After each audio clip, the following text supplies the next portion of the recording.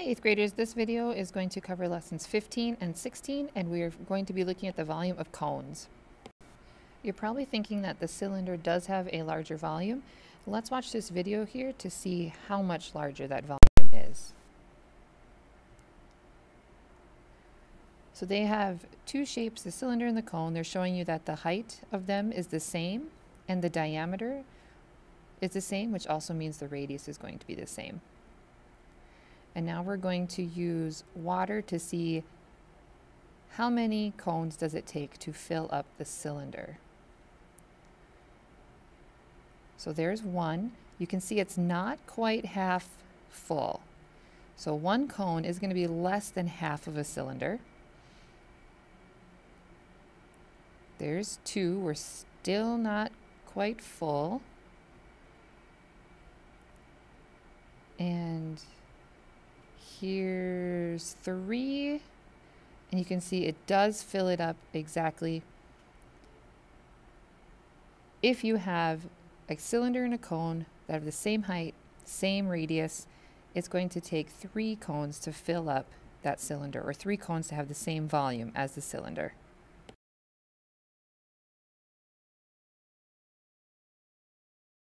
In activity 2, we're going to be calculating the volume of a cone. We already have done the volume of a cylinder. Remember, that's pi r squared times the height. Pi r squared was the area of the circle, or area of the base. And we just saw in the video that it took 3 cones to fill up the cylinder. So that means the volume of a cone is going to be 1/3 times the area of the cylinder, which was pi r squared times the height. So this pi r squared times the height, that's the cylinder, and the cone is 1/3 of that. So in A, if the volume of the cylinder is 90 cubic centimeters, what is the volume of the cone? So the cone is going to be 1/3 of that cylinder, so 1/3 of 90, which is going to be 30 cubic centimeters. B, if the volume of the cone is 120 cubic centimeters, what is the volume of the cylinder? It takes 3 cones to fill up the cylinder, so 120 times 3 is going to be 360 cubic centimeters. And the last one is just talking about what is the volume of the cone, and we've seen that it's 1/3 times the volume of the cylinder, or 1/3 pi r squared times the height. In activity 3, we're going to calculate the volume again. The first one, you have a cylinder and a cone. They have the same height and same diameter. I wrote down the formulas for the volumes of each. One thing to keep in mind is that if the diameter is 10, that means our radius is going to be 5. So that's what we'll be plugging in for r. Okay, for each of these, I've plugged in what I know for the radius and the height, and I will keep working through and simplifying this. 5 squared is 25, so this would be pi times 25 times 4, and if I keep simplifying, 25 times 4 is 100, and I still have my pi units cubed. So that's for the cylinder. And for the cone over here, I've plugged in 5 for r, 4 for the height, and I'll keep simplifying.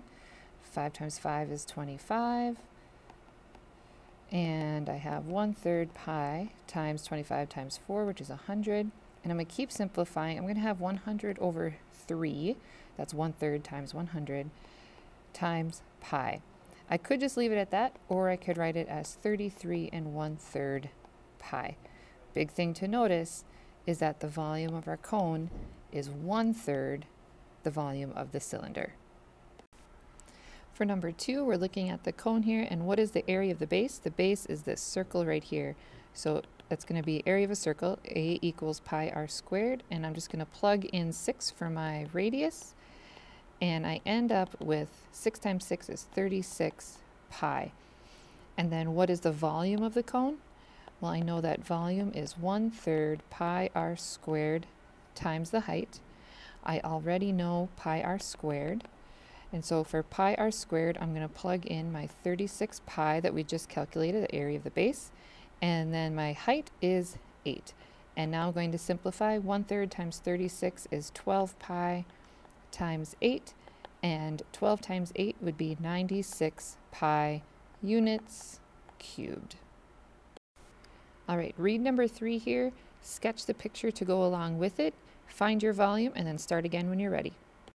Okay, I've done a few steps of my work here, plugged in 5 for r, 9 for h, and I'm going to keep simplifying and show you how I would simplify this problem. Everything's being multiplied, so I can rearrange it. 1/3 times 9 times pi times 25. I did that because I know that 1/3 times 9 is 3. I still have times pi and I still have times 25. And now 3 times 25 is 75. So I have 75 pi units cubed. The problem does say to give a numerical answer, and that means use 3.14 for pi. So that's what I'm doing over here in red. And if I multiply 75 times 3.14, I get 235.5 cubic centimeters. In lesson 16, we're going to be finding dimensions of cones using volume.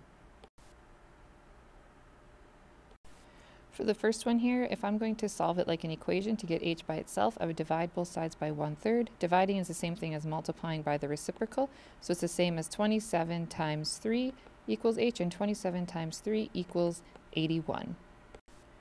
In the next one, if I know that h is 81, I know that this r squared here needs to be 81, and what number squared gets me 81? That would be 9. Now we're given a cone where we don't know what the radius is, but we do know the volume. And so right here in this equation, we have substituted in 64 pi for our volume, and we know that that equals 1/3 pi r squared times our height, which we know is 3. On the right here, I've started simplifying this.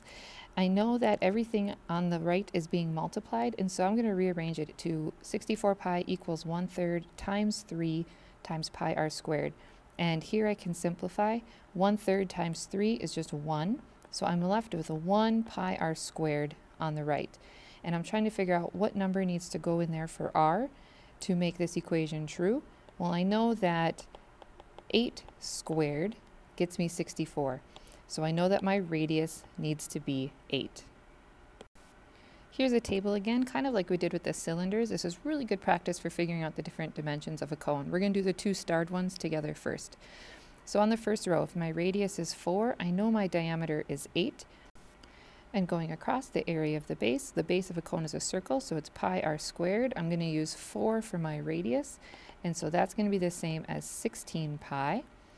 And then I'm going to multiply that times 1/3 of my height, because it is a cone. Remember that 1/3 times pi r squared. And so 1/3 times 3 is just 1. And so when I multiply all that together, my volume of my cone is just going to be 16 pi.